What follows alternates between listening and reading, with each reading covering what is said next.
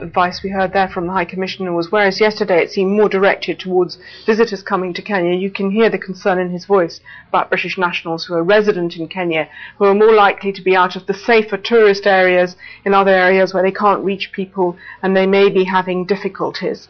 But of course the concern of the British government, and one official today described to me the situation on the ground as looking quite bleak, is not just because of the safety of people in Kenya and those who've died or have been injured, but it's also because of the greater, the question of the broader political question of what's going to happen to Kenya, and whether, if the violence continues, it's going to be possible to find some diplomatic solution. There's been a lot going on behind the scenes on that. Well, just staying with that, I mean, what sort of diplomatic pressure can be put on President Kibaki at the moment, and what are you hearing?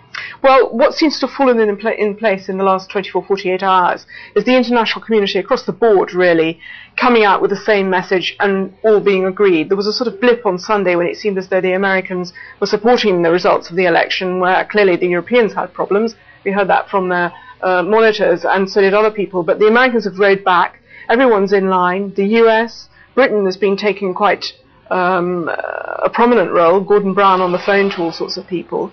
The EU, the United Nations has been involved. I understand David Miliband has talked to Ban Ki-moon. The Commonwealth. But what seems to be the focus now is everyone has agreed the violence has to stop.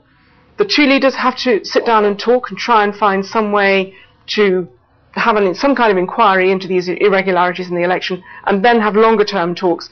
But no one knows how to bring them to the table. And the one little step that there's been today is there's an agreement that the head of the African Union, who's the president of Kenya, John Kufuor, is going to go to Kenya, probably tomorrow, join there the former president of Sierra Leone, two African elder statesmen, between them representing the Commonwealth and the African Union, two very powerful organisations in that part of the world, to try and mediate.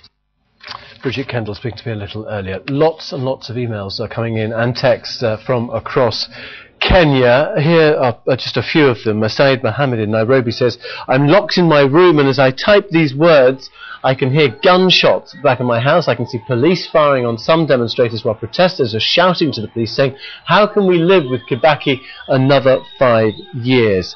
Idris Ezi from Mombasa emails us, these are the darkest post-independence days in our history. The church burnings just show how far the politicians are willing to go just to get into power. Last night, mobs near our area of Nyali in Mombasa were going from house to house, looting and looking for people from the Kikuyu tribe. All establishments belonging to the Kikuyus are being destroyed by the Luos. The police are getting tired and exhausted and overstretched fighting these mobs.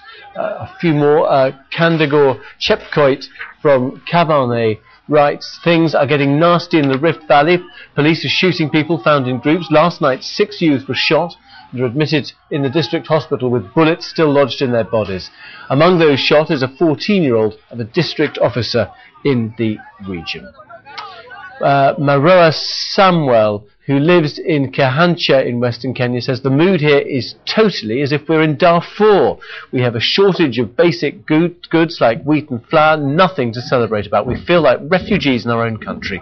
Kibaki is enjoying living at the State House without our mandate and abusing our verdict.